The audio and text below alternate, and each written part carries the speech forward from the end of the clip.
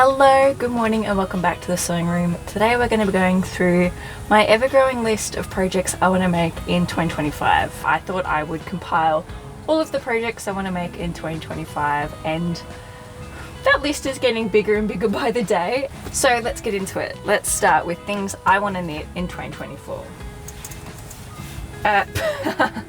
Jeez. So I thought I would start with the things that I want to knit. So that's probably going to be almost all of the projects in this video. Surprise, surprise. My to-knit list, my to-do list, to my knit list.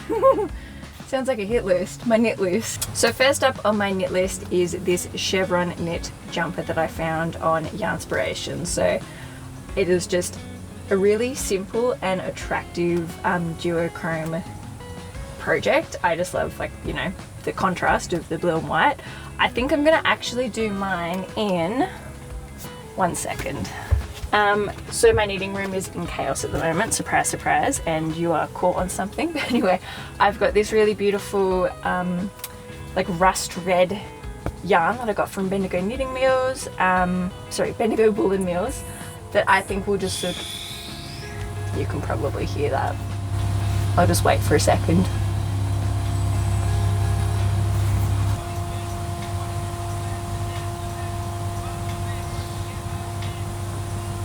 So I'm going to use this really beautiful red rust wool yarn that I got from Bendigo Woolen Mills, and then obviously do like the contrasting chevron with, I think, some white. I think that'll look really nice. Very simple, and yeah, that's my first knit project for 2025. Although in saying that, I am technically working on another project at the moment, but that's okay. I'll finish the other projects and then I'll start that one. So next on my knit list is something I want to make for summer. It's currently summer, even though it's like 17 degrees and windy and not very summery at all here in Taz. But I've been wanting to make like a loose weave cotton singlet top, like something just really casual, but then I could also wear to work. And yeah, I've seen these around for years and I've just never attempted to make one. So I was actually looking on Spotlight's free patterns, which I haven't actually looked through their patterns before, but I found this Annette Eriksson Eco Cotton Singlet Top, and it's just got that really nice loose weave to it. It looks like we're doing like a drop stitch. And yeah, I just think it looks really approachable, really simple, and you just need about 400 grams of cotton, which I should have. Hopefully I have enough cotton for that, but we'll see. I just really like the look of it, and it's something that you could wear year round, you know, laid up with a turtleneck and whatever. We love those projects. Alright, so next up is this really just mesmerizing pattern from Rowan. It's called Mosaic by Lisa Richardson, and it's just this really attractive looking patterned knit short sleeve top. And I don't know, something about it, I think it is more like the tones that they've used, like this beautiful like taupey grey with like the maroony burgundy.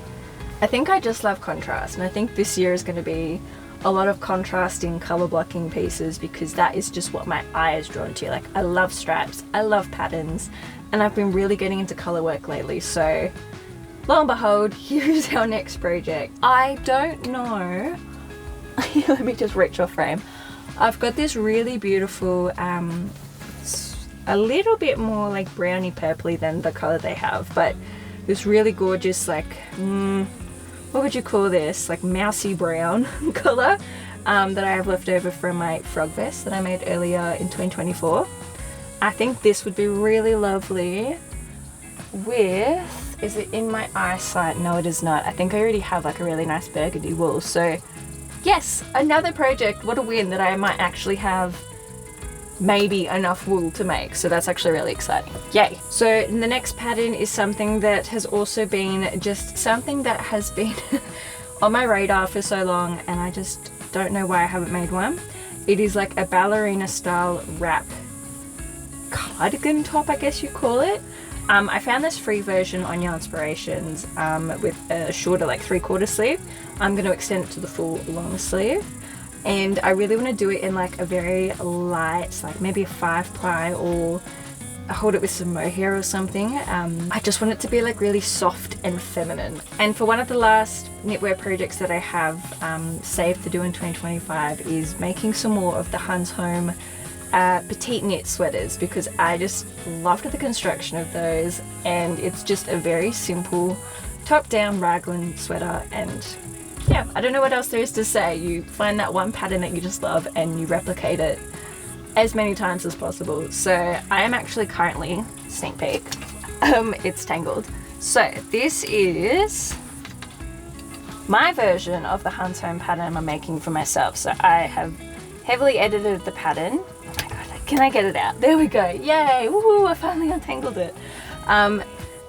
Very simple, very cute. I am obsessed with it. It is a crop design, which I'm going to do full-length sleeves for. I've done the rolled over ribbing that is the same as the neckline. And then I've done a little bit of Fair Isle colour work, which was kind of fun, kind of challenging, but mostly fun. This is something I've been working on for the past couple of weeks, and I'm obsessed with it and I cannot wait to finish it. So I thought I'd touch on some of the things that I'm going to be making this year for Silk and Sticks, my brand. I am definitely, I say this every year, but I'm going to be scaling back what I'm making for the brand, just because I think I'm going to be doing a lot less markets in 2025 and really putting my energy into the online space. I'm also hoping to get into using my new knitting machine, and it's new to me, not new to the world. It's quite old and vintage. It is a Singer, and it is hiding over there in my sewing camper, still in its boxes and whatnot. I think that is going to be a big learning curve how to use that, but it should also increase my speed of construction, which would be also very good, although I think I'm going to miss the hands-on knitting. Yeah, so I'm actually hoping to get it out of the boxes and hopefully set it up where I'm sitting now, get a new little table built. I'm still obsessed with finding vintage knitwear and patterns, and I have got a small hoard of them on my laptop, so now I'm just trying to figure out what I actually want to make. Summer here, one of the first vintage knits I want to do in 2025 is one-piece striped swimsuit. I'm going to be making this in like a cotton blend, I think, maybe a cotton linen or something, and I'm just obsessed with it. It's so 70s, it's just so unpractical and so beautiful. So I cannot wait. I found this pattern via Trove, which is like the National Library resources. I'll be sure to pop a link down below so you can have a look yourself, but I just love it. It is just so retro and gorgeous, and yes, I cannot wait to knit this one. Definitely want to make like a vintage knit series where I'm making like all my beachwear, so like making a little, you know, cotton hat, a little beach bag, a towel, I don't know. But yes, that is one of the ideas that I'm playing with for vintage knits in the future. In my last video I talked about making another 3-hour knit sweater, but in cotton. So that's something that is also at the top of my list for 2025, because I'd love to make that for the warmer months, wherever they are, whenever they're coming. Yes, and I've already got the cotton for it. It's another project that I've pretty much got everything I need to go. I just need to have the time to do it. I would love to do a vintage knit series where I make like vintage like pajamas and like underwear, and you know, like it's so beautiful that they used to make all of those pieces by hand, and I just think it's so luxurious and so beautiful. So yes, that's definitely something I want to make in the future for my vintage knit series. And of course, on my searches I found some just amazing vintage knitting patterns that of course I have to make. I don't know where I'm going to fit them into the vintage knit series, whether I'll just do like a miscellaneous or like weird and quirky patterns I found, but to start with, oh my goodness, this little tea cozy. It's like a little farmyard scene with sheep and the rising sun. I don't even have a teapot or a tea cozy. Like, what is the purpose of a tea cozy? I do not know, but I want one. And I love it so much. It's just pretty, okay? I just love it because it's pretty.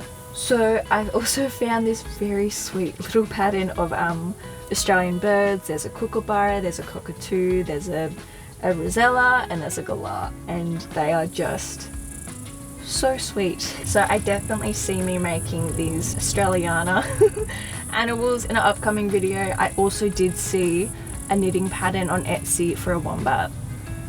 Now, if you didn't know, I love wombats. Oh my gosh, and I also, I'm just doing show and tell now, sorry guys. I wouldn't call this a vintage pattern, but it's very much in the style of vintage knits, or crochet I should say.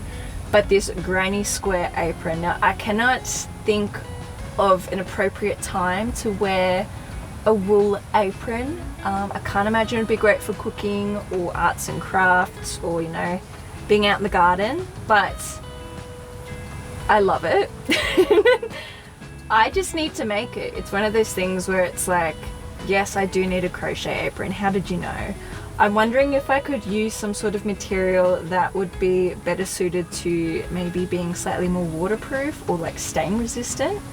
But I mean, it's wonderful. So I'm gonna add it to my to make list for 2025. And my last series, and my last knitting ideas for my vintage knit series is, I'm already laughing. I just kept stumbling across like corn patterns or like corn themed projects. It is this kind of horrifying baby, what do they call it? Baby corn bunting. So it's basically like a onesie with a little hood and some sleeves, but it's in yellow and green like a little corn cob, and I don't know, it scratches that part in my brain where it's like, yes, good, very good. So I'm thinking I could definitely, you know, do some pattern math and scale it up to adult size. Now this is going to be a huge project, and I think I'm just like living in dreamland because I actually don't know how I'll have the time to make essentially a sleeping bag for an adult. But anyway, I'm thinking it's just so funny. Yes, this will be made. Mark my words, this will be made. And that is pretty much all of the knitting projects I have locked and loaded for 2025. Now, in terms of sewing, I don't know yet. I haven't got a lot of sewing patterns or projects on my books just yet. While I have some ideas kind of floating around, I don't have anything written down. I definitely want to make some more of my maxi skirts. I want to make some more beautiful dresses, and I think that just about does it. I think I have been rambling for far too long about all these wonderful things that I want to make when I actually need to start making them.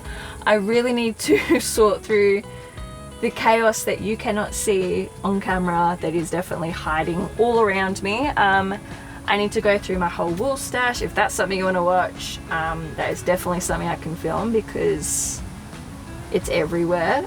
And I need to start really assigning projects to, you know, piles of wool so I can start visualizing what I actually have on hand. So yeah, oh man, I'm so excited. I am so excited for the year ahead. I'm so excited to get making things and documenting them and just making things. So thank you. Thank you so much for watching. If you feel like liking, please do so. Subscribe if you feel like it, and chuck a comment down below if you so please. Let me know what you're working on for 2025, or if you've got any amazing project ideas that you want to share. Bye!